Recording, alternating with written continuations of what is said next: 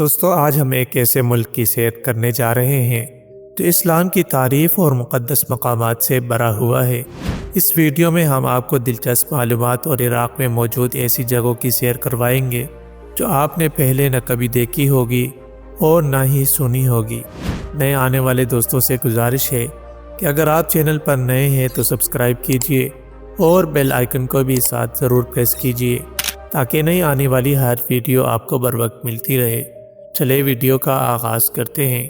عراق، جس کا پورا نام ریپبلک آف عراق ہے، اس کی آبادی تقریباً 4.70 کروڑ کے قریب ہے۔ آبادی کے لحاظ سے اس ملک کا شمار 34ویں نمبر پر آتا ہے۔ اس ملک کا دارالحکومت بغداد ہے اور قدیم ترین شہروں میں سے شہر ہے۔ اگر ہم عراق کی سرحدوں کی بات کریں تو اس کے ساتھ کویت، ترکی، ایران، شام، اردن اور سعودی عرب واقع ہیں۔ یہ ملک کسی بھی طرح سمندر سے نہیں جڑا ہوا، اس لیے اس ملک کا شمار ان 48 ممالک میں ہے جسے لینڈ لاکڈ کنٹری کہا جاتا ہے۔ دوستو، اس ملک کے لیڈر صدام حسین تھے، جنہیں عراق کا آخری بادشاہ بھی کہا جاتا ہے، جسے امریکہ کا حکم نہ ماننے پر پھانسی کے تختے پر لٹکا دیا گیا۔ اگر ہم عراق کی معیشت کی بات کریں تو یہ تیل کے ذخائر رکھنے والا دنیا کا تیسرا بڑا ملک ہے۔ کہا جاتا ہے کہ دنیا کی سب سے پہلے پہیے کی ایجاد بھی اس ملک سے ہوئی تھی۔ آپ یہ سن کر حیران ہوں گے کہ 1 گھنٹے میں 60 منٹ اور 1 منٹ میں 60 سیکنڈ کا نظام بھی دنیا کو عراق نے دیا۔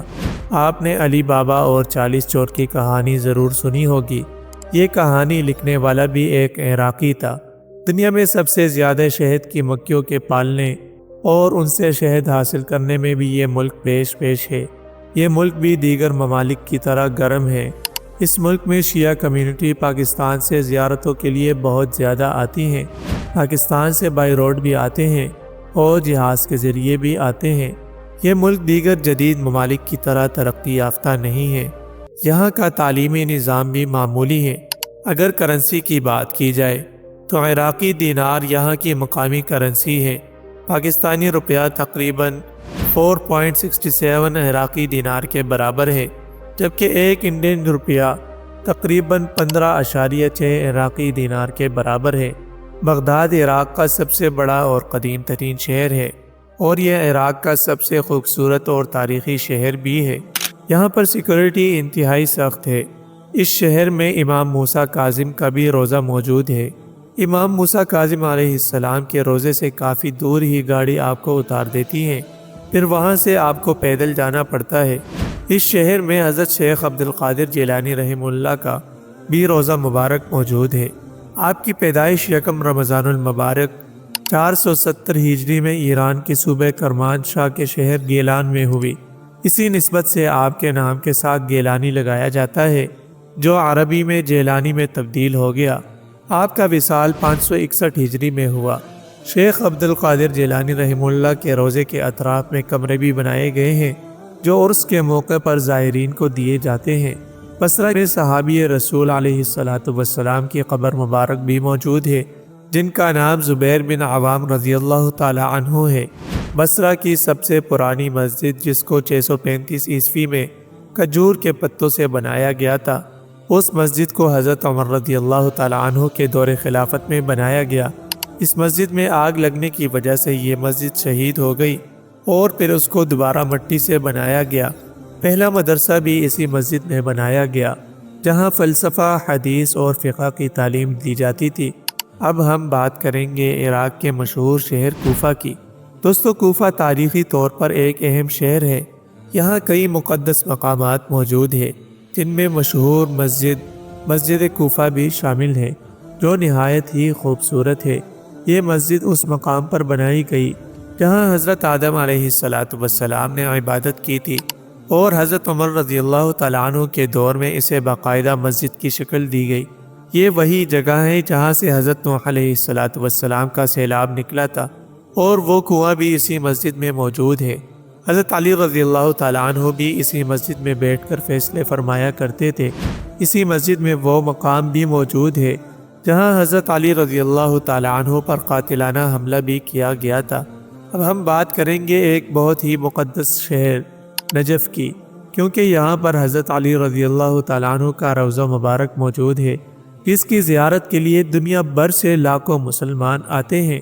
دوستو، نجف ایک قدیم شہر ہے، لیکن زیادہ لوگ یہاں حضرت علی رضی اللہ تعالیٰ عنہ کے روضہ مبارک کی تعمیر کے بعد آباد ہوئے۔ یہاں سے ایک زمانے میں دریائے فرات بھی گزرتا تھا۔ ان لوگوں کا زیادہ تر دار و مدار کھیتی باڑی تھا۔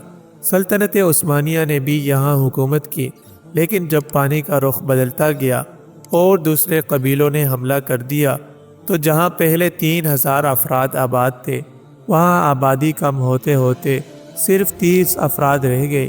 سلطنت عثمانیہ نے بہت کوشش کی کہ پانی کا رخ بدلا جا سکے اور دوبارہ یہاں پانی آ جائے۔ پھر آہستہ آہستہ یہ شہر دوبارہ آباد ہونا شروع ہو گیا اور آج یہاں تقریباً 1 لاکھ کی آبادی ہے۔ حضرت علی رضی اللہ تعالیٰ عنہ کا روضہ مبارک نہایت ہی خوبصورت بنایا گیا ہے۔ آپ کی شہادت کوفہ میں ہوئی اور تدفین نجف میں کی گئی۔ دنیا کا سب سے بڑا قبرستان بھی اسی شہر میں موجود ہے، جسے وادی السلام کہا جاتا ہے۔ پچھلے 1400 سال سے یہاں لوگوں کو دفنایا جا رہا ہے۔ اس کا رقبہ تقریباً 1485 ایکڑ ہے اور یہاں ہر طرف قبریں ہی قبریں نظر آتی ہیں۔ ایک تحقیق کے مطابق عراق کی جنگ کے دوران 200 سے 250 لوگوں کو روزانہ دفنایا جاتا تھا، لیکن 2010 کے بعد یہ تعداد کم ہونے لگی۔ یہ جگہ یہودیوں کے لیے بھی نہایت مقدس ہے، کیونکہ مسلمانوں سے پہلے یہ علاقہ یہودیوں کے پاس تھا۔ عراق کا شہر کربلا بھی اسلامی تاریخ میں بہت اہمیت رکھتا ہے۔ دوستو، یہ جگہ مسلمانوں کے لیے نہایت مقدس ہے۔